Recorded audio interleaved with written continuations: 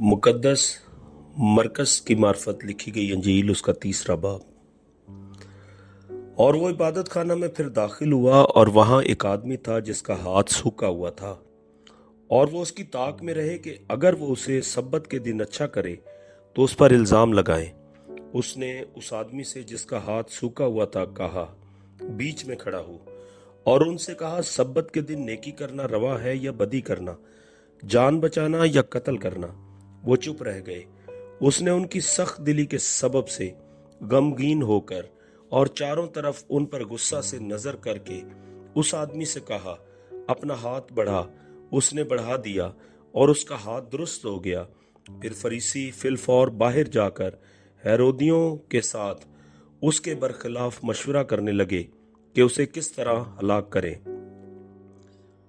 और यसु अपने शागिर्दों के साथ झील की तरफ चला गया, और गलील से एक बड़ी भीड़ पीछे हो ली, और यहूदिया और यरूशलेम और इदोमिया से और यरदन के पार और सूर और सीदा के आसपास से एक बड़ी भीड़ ये सुनकर कि वो कैसे बड़े काम करता है उसके पास आई।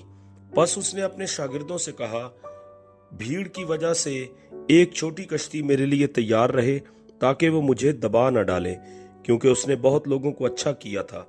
चुनाचे जितने लोग सख्त बीमारियों में गिरफ्तार थे उस पर गिरे पड़ते थे कि उसे छू लें, और नापाक रूहें जब उसे देखती थीं उसके आगे गिर पड़ती और पुकार कर कहती थीं कि तू खुदा का बेटा है। और वो उनको बड़ी ताकीद करता था कि मुझे जाहिर न करना।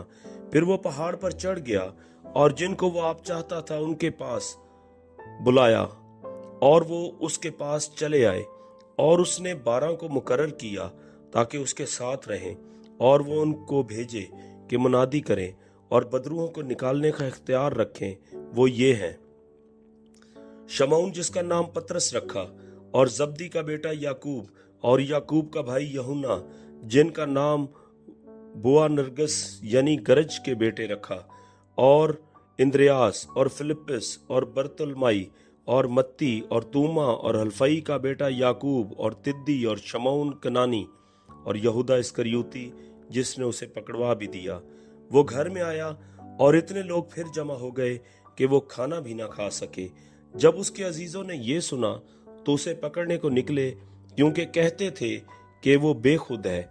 और फकीह जो यरूशलेम से आए थे ये कहते थे कि उसके साथ बाल्ज़बूल है, और ये भी कि वो बदरूहों के सरदार की मदद से बदरूहों को निकालता है।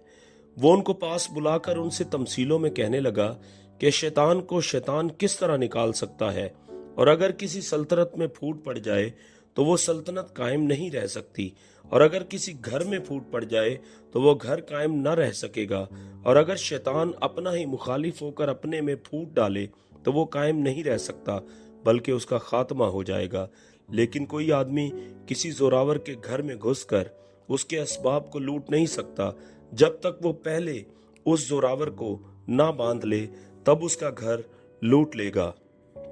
मैं तुमसे सच कहता हूं कि बनी आदम के सब गुनाह और जितना कुफर वो बकते हैं माफ किया जाएगा, लेकिन जो कोई रुल्क़ुदस के हक में कुफर बके वो अब तक मुआफी ना पाएगा, बल्कि अबदी गुनाह का कसूरवार है, क्योंकि वो कहते थे कि उसमें नापाक रूह है। फिर उसकी माँ और उसके भाई आए और बाहर खड़े होकर उसे बुलवा भेजा, और भीड़ उसके आसपास बैठी थी, और उन्होंने उससे कहा, देख तेरी माँ और तेरे भाई बाहर तुझे पूछते हैं। उसने उनको ये जवाब दिया, मेरी माँ और मेरे भाई कौन हैं? और उन पर जो उसके गिर्द बैठे थे नजर करके कहा, देखो मेरी माँ और मेरे भाई ये है। क्योंकि जो कोई खुदा की मर्जी पर चले वो ही मेरा भाई और मेरी बहन और माँ है। आमीन।